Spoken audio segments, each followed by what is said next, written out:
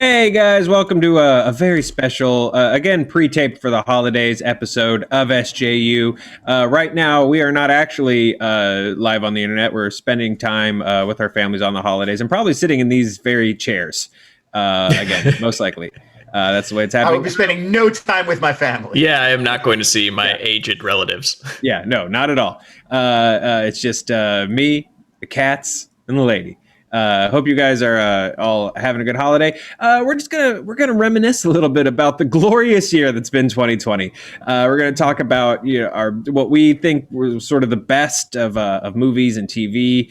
Our favorites certainly, and then our just favorite moments that felt us feel whole on screen and off in this in this just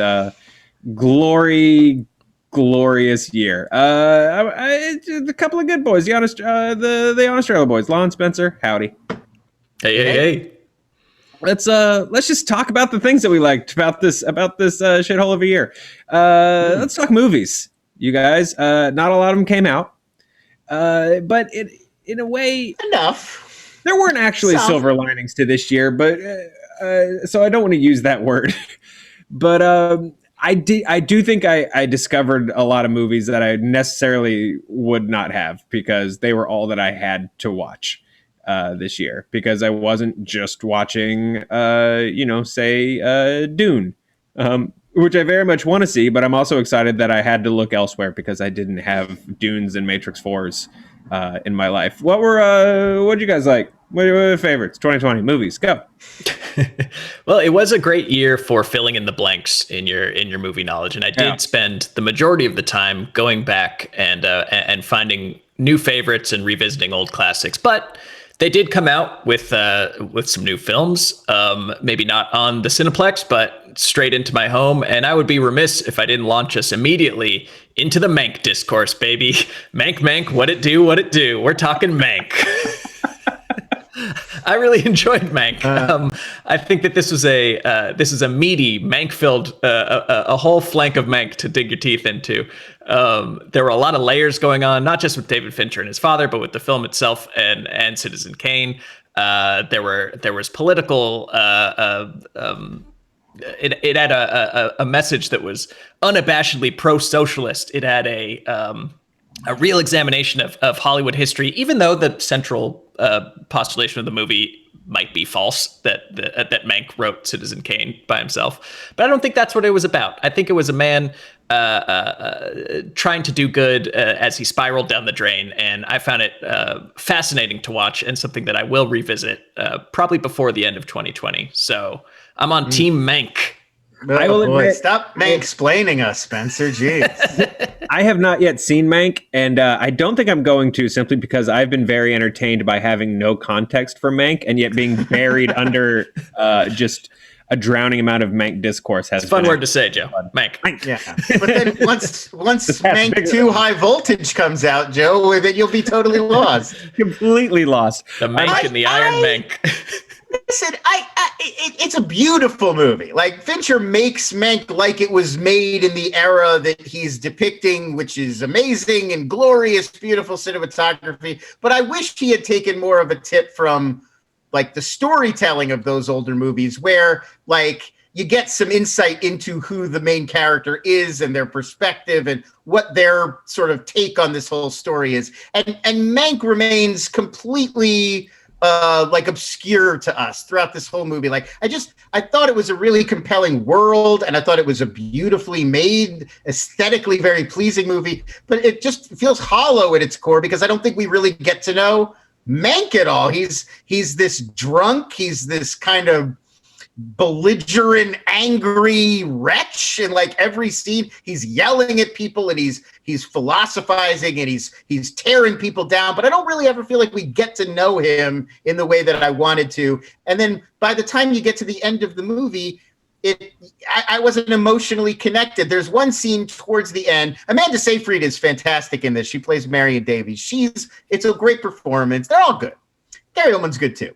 He's a little old to play Mankiewicz at this point in his career. I didn't have trouble identifying with an old crank named Mank. It's not that he's an old crank named Mank. It's that there's no scene I feel like where we pierce his bubble and like we get to know who Mank is beneath the bitterness and beneath the booziness. And like there's a scene at the end with him and where Marion Davies comes to see him after he's sort of written the script for Citizen Kane, and it should be sad. The scene feels like it should be sad, and it just left me flat. And I feel like it's because I didn't invest in Mank as a character. I'm just kind of following him through these adventures. So, Lonnie, even though you've put some Frank Stank on Mank, would you still recommend? Would you still say that it's worth watching? Would you still say that it's worth spending Christmas with the Manks? I don't think Mank stank, but it was not dank. Thanks, Chris. Well, Yeah. off to a good start. We talked our Mank. I'm going to throw, I've mentioned this one a few times on the show, but one that I was excited to discover because, again, there weren't a million new movies coming to the theater this year, was His House on Netflix. I think, honestly, even in a year where we had gotten our full slate that we were supposed to get, probably would have been my favorite movie of the year, at least top 3, top 5. I keep descending. Why do I keep doing that? At least my top 100 films of the year, you guys. His House. It was just a really, on one hand, just strongly acted, really fantastic premise for a horror film. And an immigrant couple coming to the UK, and they're basically, while they're on probation, waiting to see if they can get citizenship or they're going to get sent back to this hell they've escaped from. Aren't allowed to leave this house. There's these very strict rules that the government has put on them. You can do this, you can't do that. The house can't get damaged. You can't leave. You can't get another house, stuff like that. And of course, the house is haunted. So it's this fantastic premise that's acted beautifully. But even on top of that, I think the director, it's his first feature. He's done a couple of shorts. He approached horror sequences in ways that I haven't gotten hit by them in movies either ever or in a long time. He plays with tension and pace and really turns a lot of those on their heads, and those tropes that we're trained to expect with how a horror sequence plays out in terms of rhythm and here's the scare, and now we start pulling the tension back to rebuild for the next one. He really zigs when most people zag with a lot of that stuff, and it was genuinely scary. Some visuals I've never seen or imagined and never want to think about again in that movie. Some genuinely scary stuff. Hasn't reached the level of discourse of a Mank, but still absolutely worth watching. I can't recommend it enough. Few films have reached Mank level. Yeah, the Mank scores. There is one that I would like to talk about. It's a little hard to see still. I believe it's coming to VOD pretty soon. I saw it in a drive-in theater, a very 2020 kind of experience. It's called Synchronic. It's by Justin Benson and Aaron Moorhead. These are the guys who did The Endless a few years ago. They did Spring, which is another great sort of indie horror. This is not indie horror. This is more like an indie sci-fi. Anthony Mackie and Jamie Dornan star. They are paramedics. It's in this world where there is one of those like designer drugs that you can buy at like smoke shops or whatever. It's called Mank in this world. It's called Mank, baby. You just do it and you feel like you're in Victorville. He's all hopped up on Mank. Yeah. And Synchronic, the drug in this reality, I don't want to give it exactly what, but basically it like opens up a hole through time. Like you doing the drug allows you to see things happening in various timelines, but it potentially not just a hallucination, but maybe real. And so the film really delves into the circumstances and sort of Anthony Mackie discovering what this thing is used for and kind of going on like a little adventure using it. It's a really strange, fascinating film. But what I love about what these guys do is they're these very elaborate sci-fi horror premises, but it always stays very tightly within the characters and their experiences. Like it's really always these movies are using these elaborate genre stories to really tell you something about who these people are in their relationship. Like Spring is about this guy who meets this woman, and it's really about early relationships and falling in love just through a horror lens. And this one is really about the friendship between Mackie and Dornan's characters, and like what it's like to be an adult man and like have a friend, and like how friendships change over time. And it just kind of uses this weird trippy sci-fi plot to like give you insight into that, but really well done, visually very cool.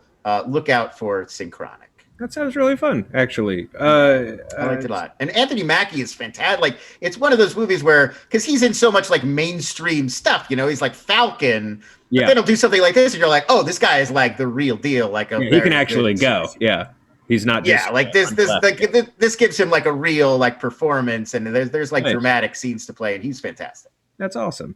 Spencer, do you have any non-Mank movie picks for 2020? Gosh, it's tough. At least one. I could maybe come up with one. By the way, I also want to say, I don't know if anything that you guys said about Mank in this episode was real or not. I don't know anything about Mank. We're being perfectly frank. Well, I would say before we move on, that is a good proviso to add that we maybe didn't say. Like, if you are not baseline familiar with like what Citizen Kane is about and like who Louis B. Mayer is, like a half hour of research beforehand would not hurt. Like, it wouldn't hurt. I think it can still be enjoyed. Okay. I did not rewatch Citizen Kane right before I dove in, but I know the contours of the story and I've seen it before, and that was enough. Yeah. For me. If I don't do that research, kind of assumes that names like Irving Thalberg and Ben Hecht are just gonna like land, and you're gonna know who those people are. Like, I don't know. Like no, those are real people. Irving Thalberg. That's like the name of the Lifetime Achievement Award at the Oscars. Come on, you should know that. I thought everyone was making up a movie on Twitter until then. I went outside later the next day and saw a billboard for it. Yeah, it's real. You can put it. Take that to the bank.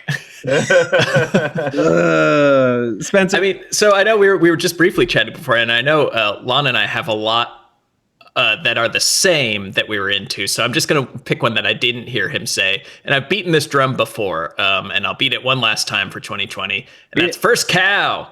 Guys, watch that cow. Man, it's not a Pixar movie about a cow who becomes president. Though it does. I'd watch that. Great idea, though. Voiced by Sinbad. It's the story of two I guess immigrants, one immigrant and one just kind of like wanderer on the frontier in the Pacific Northwest, and he's like they start like a baking business, but it all relies on them being able to smuggle the milk in from the one rich guy who lives in the territories, has like one fine prize dairy cow, and if they can like get the milk under cover of darkness, they can make these amazing biscuits that everybody in the town wants, and they can like lift themselves out of poverty. And it's very suspenseful cow milking action, which I know you guys are all about. Also a highlight of Mank. Also a great part of Mank. I think it was a little much in Mank.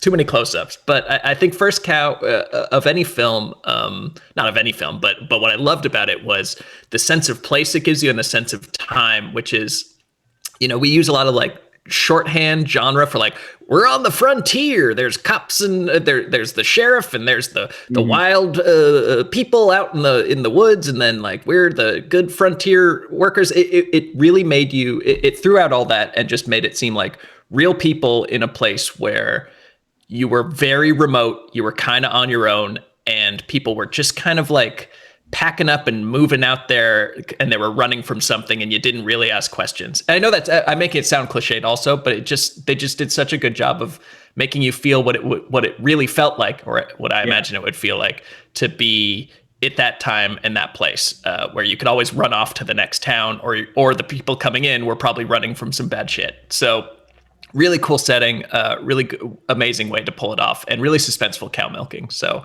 I recommend First Cow. Came out early in the year and should be on VOD. It is. Yeah, definitely. We were talking about this earlier too. It's so hard to realize that there were a couple months of 2020 that were in the times before. Like it feels foreign that Sonic the Hedgehog should be on a 2020 list, but here we are. I know you and Lon had a few that matched. Lon and I had a big one that matched. Color Out of Space. man. Nick Cage getting his Lovecraft on.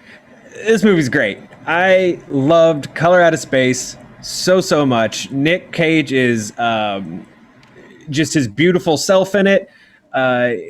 Who just a man who makes the amazing acting choice that, like, in moments where his character is losing his mind, has just puts on a crazy accent, and that's how you know that, like, he's his crazy version of himself.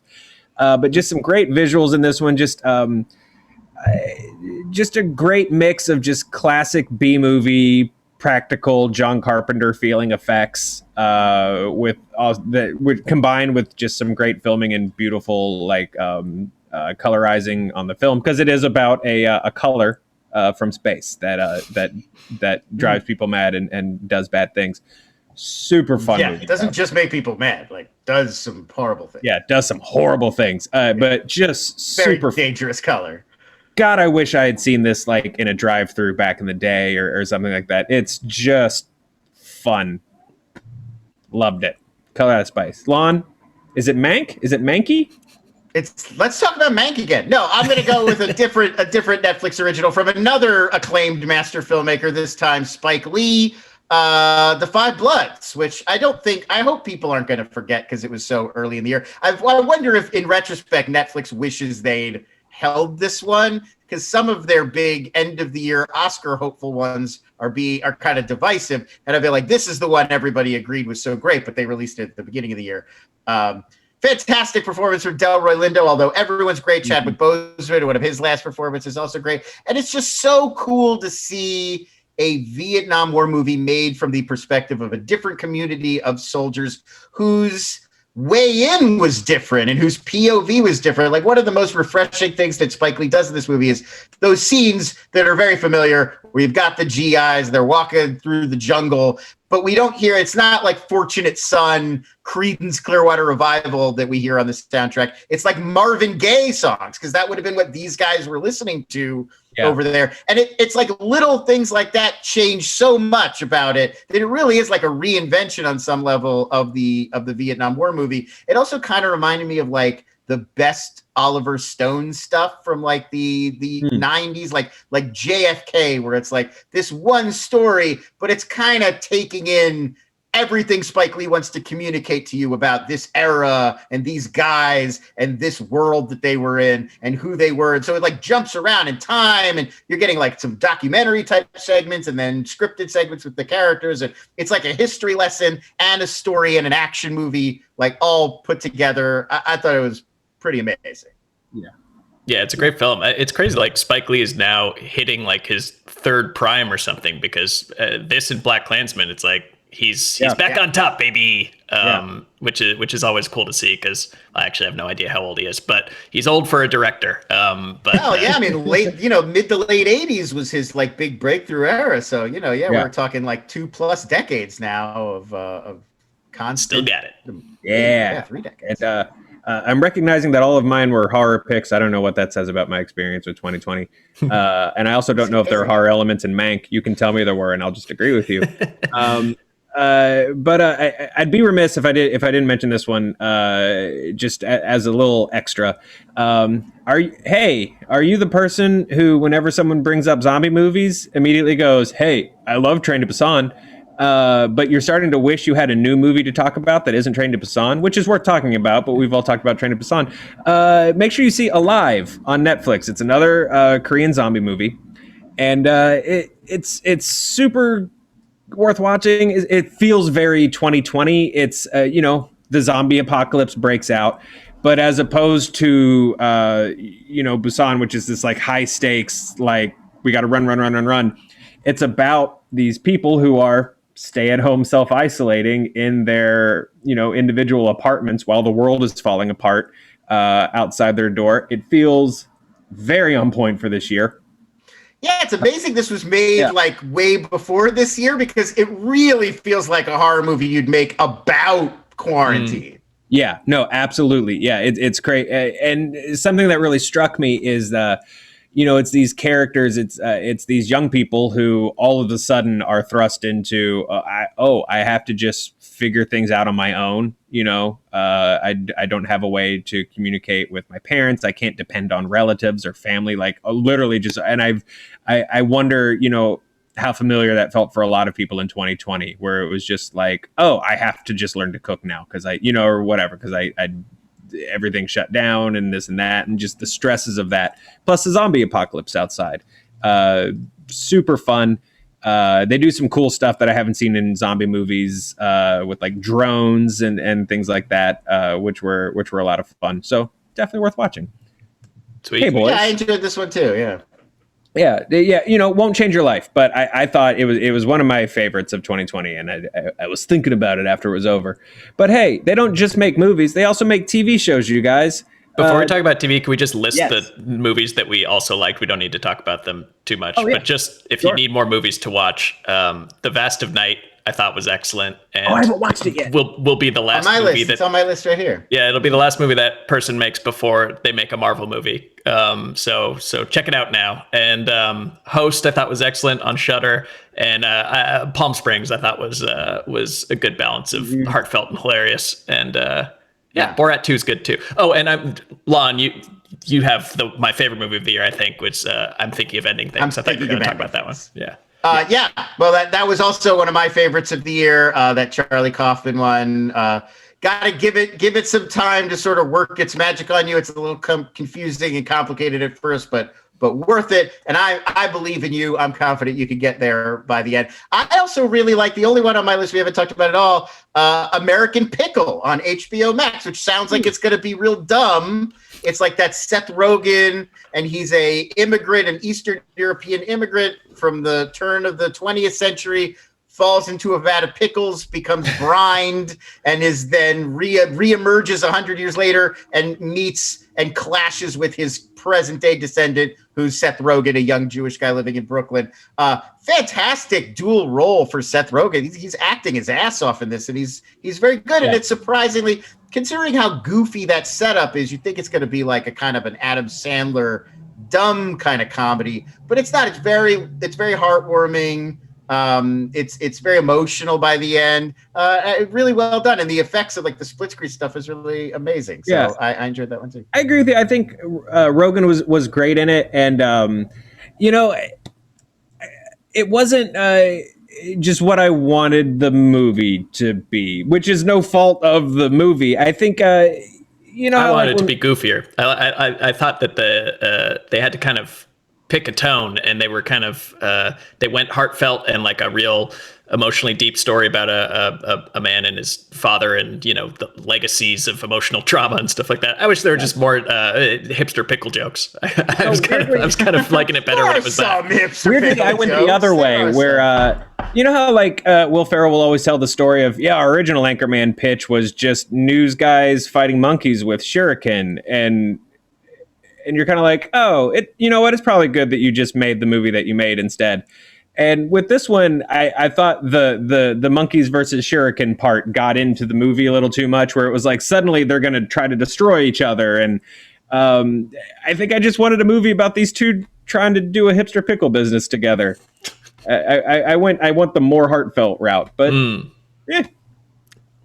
I thought it struck a nice balance, man. Look at that! All three facets. American Pickle. Whenever hours go by. Cycle. Right here with these three very good boys. You guys want to talk about TV shows? We can do that. Let's do it. Let's talk about TV shows. Why not? Hey, what were the best TV shows of 2020? It's just I'll go first. Anyone. You want to go? Let's talk about The Good Lord Bird on Showtime, which is Ethan Hawke co-created it, wrote a bunch of the scripts. He stars in it as John Brown. It's based on a novel, but the novel is based on the true story of John Brown, an abolitionist who led a bunch of tried to start a revolution against slavery in Kansas and the South in the immediate pre-Civil War era. It's amazing. The show is really amazing.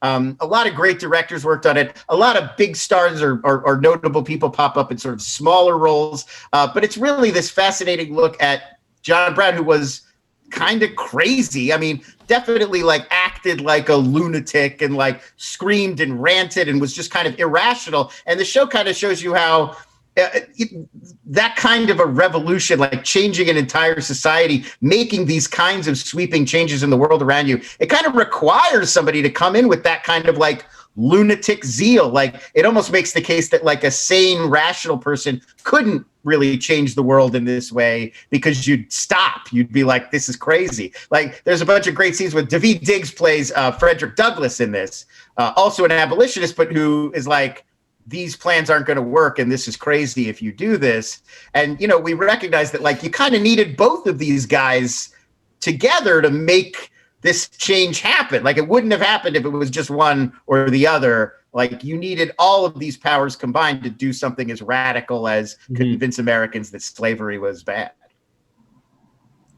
Yeah, it looks amazing. Been meaning to check that out. Yeah, that is also. It's like great. It's like a history. You learn a lot. It's very informative, but it's also just like, it's one of those things that it's like fun too. Like it's like an adventure, like a war show, and like comedy. Like Hawk's really funny in it. So it's a little bit of everything. I thought it was incredible. I wanted to drop some love to the newest season of Big Mouth, which just dropped on Netflix. And I don't know if this is cheating in a way, but I kind of want to use that as a way to talk about the whole series. Because one thing that really struck me after watching the new season, which is super funny and gross, and tries to get a little deeper, a little more emotionally centered. Doesn't do as good of a job with that as say like Pen 15 does, but it's also a much bigger leap for a show like Big Mouth to like just start stepping on your heart in the way that Pen 15 was able to in its second season. But I can't 2020 definitely, but also maybe all time, I can't think of a stronger cast than the group of talent that Big Mouth has assembled. Especially for a show about kids hitting puberty that have giant horny monsters that talk to them and help them navigate their weird horny lives. But just that comedic cast is absolutely insane and incredible. I can't. If we were doing a TV fight, that would be my pick for maybe all-time strongest cast for something, because it's nuts. Yes, it's a very Nick Kroll show, but centered show, but like everything around it, it's just like, holy shit! Like, who did you get to just come voice a depression cat? Like, what? Who's in it? Well, it's Kroll, it's Mulaney, it's Gene Smart is in this season. Maria Bamford. God, hang on, let me just pull up the thing, because Ed Armisen is the dad. Andrew Rannells is in there. Oh, Jason Mantzoukas is Seth in there. Rogen, right, from American Pickle. The cast of Mank. The entire cast of Mank. I just typed American Pickle instead of Big Mouth. Charles Dance as William Randolph Hearst in Big Mouth. Big Mouth. In Big Mouth. Big Mank. Big Mank. But I think it was interesting to cast Charles Dance as Hearst, because we just think of him with an English accent. To cast him as this very famous American. I mean, and Gary Oldman too. There's no jobs left for American actors.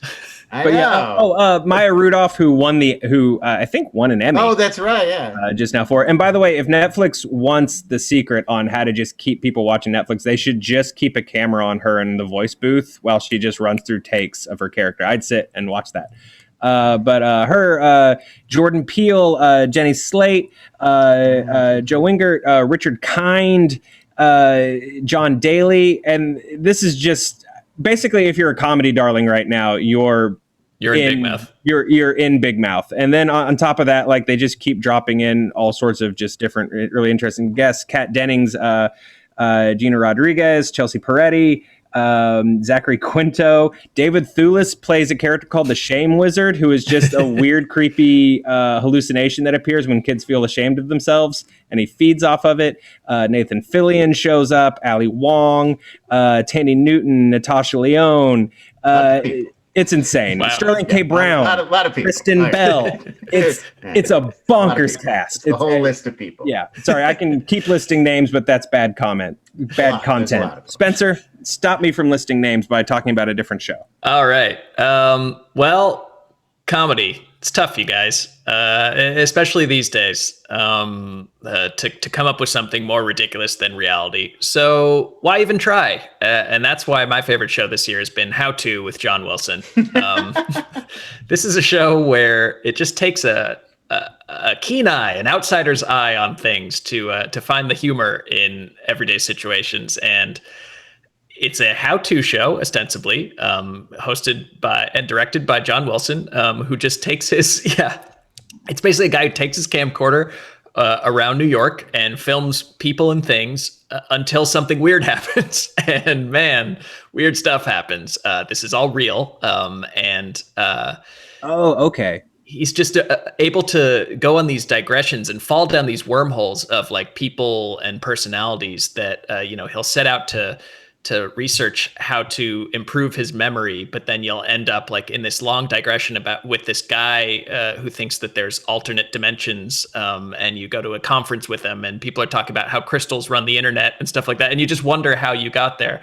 And it's just because he never turns the camera off. He shows you everything, and then inside baseball, but like the post-production on this show, how they must organize all these clips that this guy has put together over his life to find like the perfect shot for everything is insane. That's what I was gonna say. Is it really is like, if you want a new appreciation for the art of editing and how like editing really is like maybe even more than directing, like that's like the real art of storytelling. Like this show kind of demonstrates, because all he's doing is walking around and just filming any random thing he sees that strikes him as interesting, and it's really through the assembling it that it becomes a story. And I didn't realize that it was real. It was lower on my to watch list because I thought it would be like review, which is also hilarious. Which is amazing. I mean, review is fantastic, but this is. It's more like Nathan For You,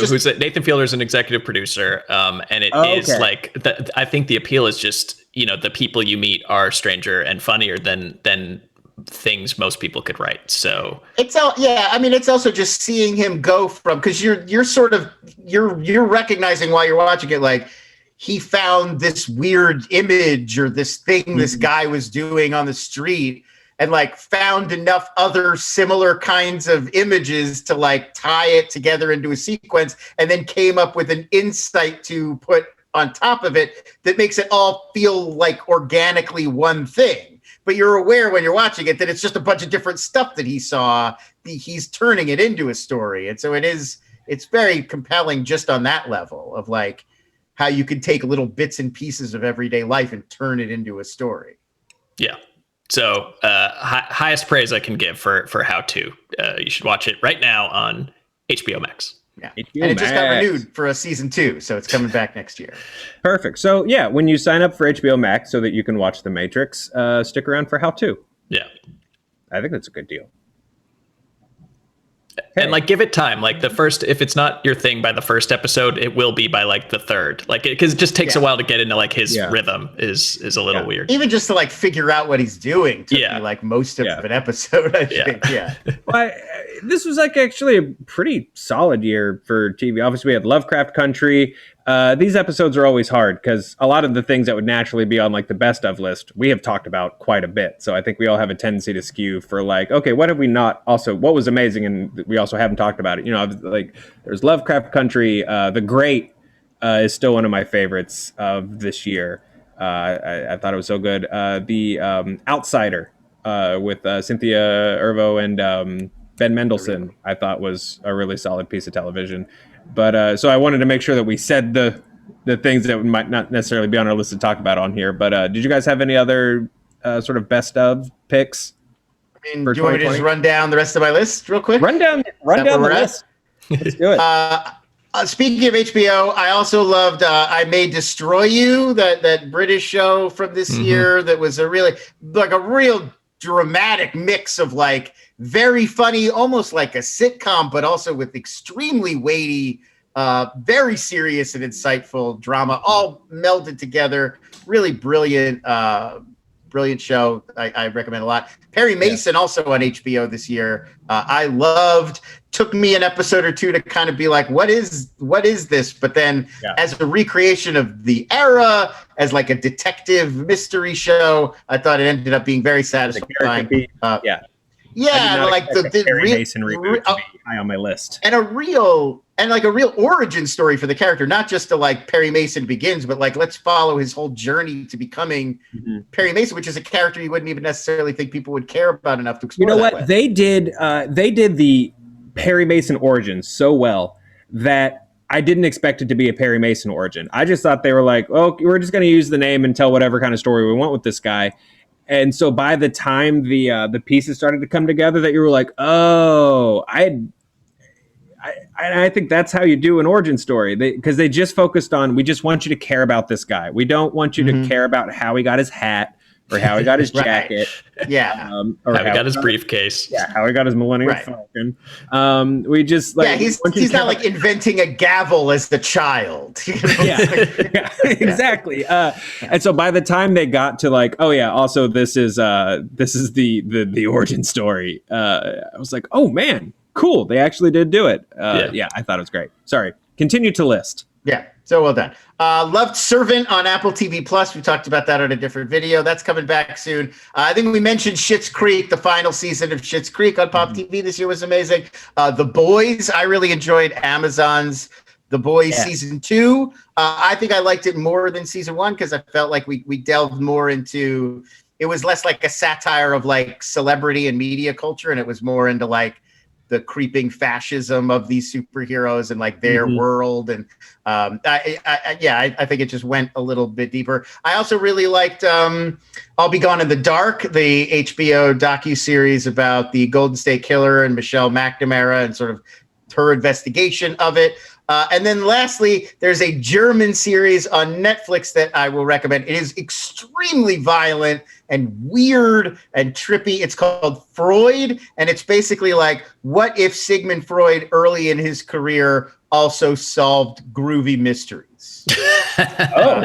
Like for real, it's like Freud, and he's learned. You know, he's still in medical school, and he's developing his theories about psychiatry, and he literally gets sucked into like a wacky serial killing mystery, like while he's studying, and it just like that. Now it's a procedural. That's awesome. Young Sigmund Freud procedural. Is like Carl Jung his rival?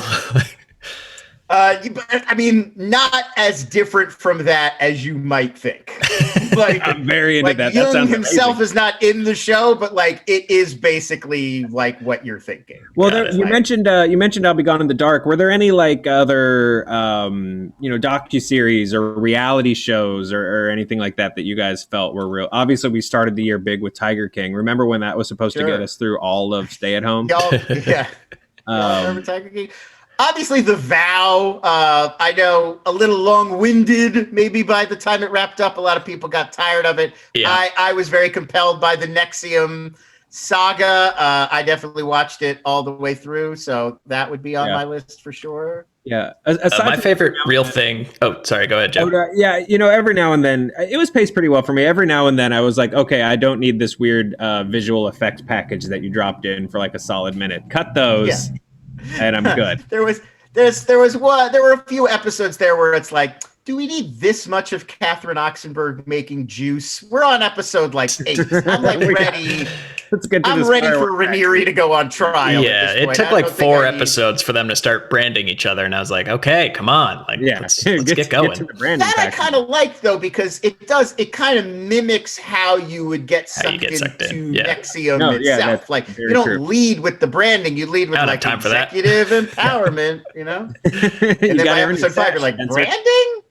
Yeah. I guess I don't know if this falls under reality or TV or whatever, but because you can see it in its entirety on YouTube right now, is An Evening with Tim Heidecker. Do you guys see this? Yes.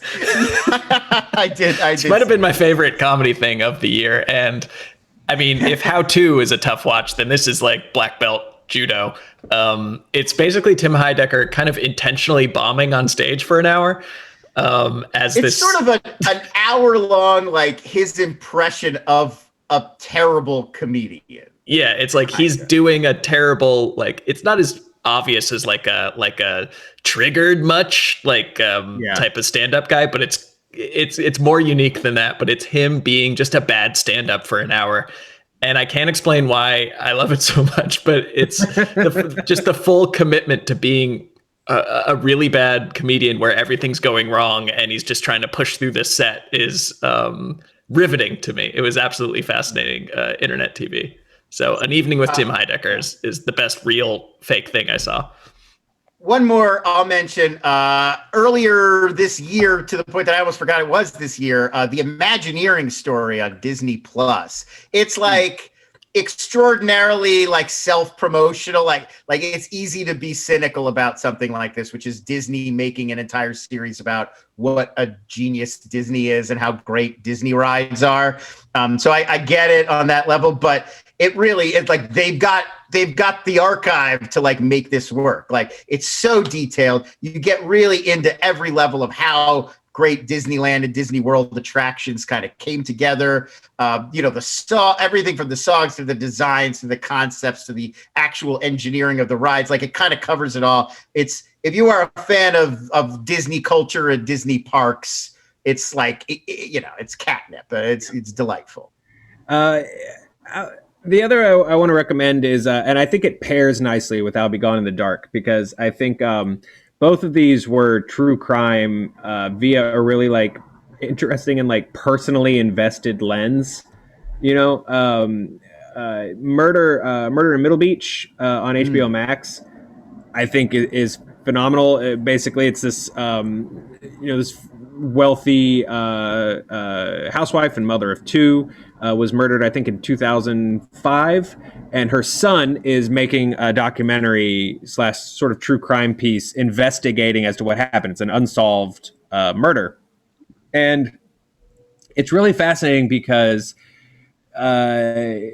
he's kind of coming into this with no real information about the truth about his family and what actually was going on. He had his sort of perspective as a teenager and like little things he had heard and stuff like that. But it's fascinating watching this guy step into this world and go from very guarded interviews with family members about like, well, we don't want to spoil your memory of your mom and stuff like that, into eventually breaking through into this bizarre world of like, oh no, your mom and her sisters were like a part of this weird pyramid scheme and owed millions of dollars, around to these other women, and everyone was very angry at each other. And then there was all this weird stuff going on with your dad, and then this group, and just like watching this guy like navigate his way through what he thought about his family versus like the reality of his family is fascinating. I think the only ding I give the show is that it ends, because it ends very unresolved. Like it, because, that's all he has made, and I absolutely hope it gets a season 2, a season 3, because it's, he's getting deep to the point where the police are starting to call him in to ask him about what his interviews have uncovered, because they're like, we need something, man. So yeah, it's fascinating. Wow. Absolutely go check that out. That's an interesting theme that's run through a lot of stuff this year, is like how the internet has turned so many people into like amateur citizen detectives. Because like Don't F with Cats also was this year, which is on a similar theme, where it was a bunch of internet sleuths looking for at first a cat killer and then potentially a human killer. And then Mystery of D.B. Cooper is on HBO as well, which is about a bunch of people who all think they know who the real D.B. Cooper is and have been doing their own private investigations. So yeah, the internet's making us all think we're Perry Mason. We love to dox people. Yeah. we just love doxing so much. I want to dox people, and I want to sit outside my farm and smoke cigarettes. A la Perry Mason. Those are the things I want to do. That'll get us to our 2020. Man, I don't really know how to wrap this episode up. Anything that we didn't really cover that people should check out, or like what streaming service kept you the most sane? Was there a movie that you really wish you had seen on the big screen? I can't believe we talked about the Tim Heidecker comedy special and not Beef House. I'm just going to leave that here. How do we not get into Beef? I actually really loved Adult all Swim's my beefy Beef boys House. out there know about Beef House. Yeah, which is, it's both Tim and Eric Wareheim worked on this one together, and also Meadow Soprano is in it for some reason, along with a bunch of the Awesome Show regulars. It is a like note perfect, beautifully realized parody of like TGIF sitcoms. when the setup is totally nonsensical. It's like a bunch of grown men live together in like a suburban house that they call the Beef House. The Beef House, yeah. Inexplicable reasons we never understand, and then get into like shenanigans week to week. I loved it. Like, it's one of my favorite Tim and Eric things ever, I think. Yeah, Beef House, I'll second that. Something I really liked, I think also on HBO, didn't get to go to any concerts this year, whoops. But the American Utopia David Byrne concert film, I think directed by Spike Lee, right? It was super good. And I'm like a moderate Talking Heads fan. I know the singles, I know the hits, but this went deeper and like made me a huge David Byrne fan. So if you want like a good concert experience, watch that one. Yeah, I was the same. I know the radio singles, and then saw him perform on SNL, and then I guess because he was advertising the concert special, it was really, really great. Yeah, I was going to say the selection of Talking Head songs, because he doesn't just do like Burning Down the House and She Was. The very first one they do is Don't Worry About the Government, that like 70s one from like one of their first albums. Like the mix of David Byrne songs and then old Talking Head songs and then like monologues. It's like perfectly curated for like this one standalone show. It's really, really good. No, well, as we close out, guys, one more important question for a big end of 2020 event that we haven't really covered, of course, with the release of Cyberpunk on next gen consoles. How large are you guys going to make your characters' dongs?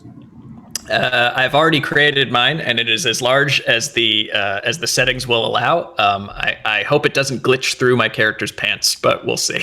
It seems to have a lot of bugs. Apparently, that is an ongoing problem for some yeah, people. It is an issue. I am less interested in the dong size thing, and more frustrated that I can't add any weird technological apparatus to the dong. Like, right? Yeah, I mean, what kind of cyberpunk world is this? It should have some flair. Yeah. Yeah, my dong should be a flash. I think we all know if we lived in a cyberpunk universe, dongs would be the first thing getting bio enhancements. Like, who are we kidding? Yeah, it's not have like LEDs. Yeah, it's like we're all getting mechanical arms, but we're forgetting about the dong. That's not reasonable. Yeah, you think I'm going to get a mechanical arm, but I'm not going to strap a modem to my scrotum? How else are you going to interface? Kidding me? Yeah. Are you guys kidding me? Got to get a mank on your crank. Guys, wrap it up. I'm not topping that one. Yeah, we're not topping that. That's our best of 2020. Let us know what was in your best of 2020 in the comments. I on a personal note, don't remember what it was like to be in a room with you two fine gentlemen laughing and goofing. I hope we can do it before 2022. So in that spirit, in the meantime, crank your manx. And we'll see you guys next time on SJU. Thanks, guys.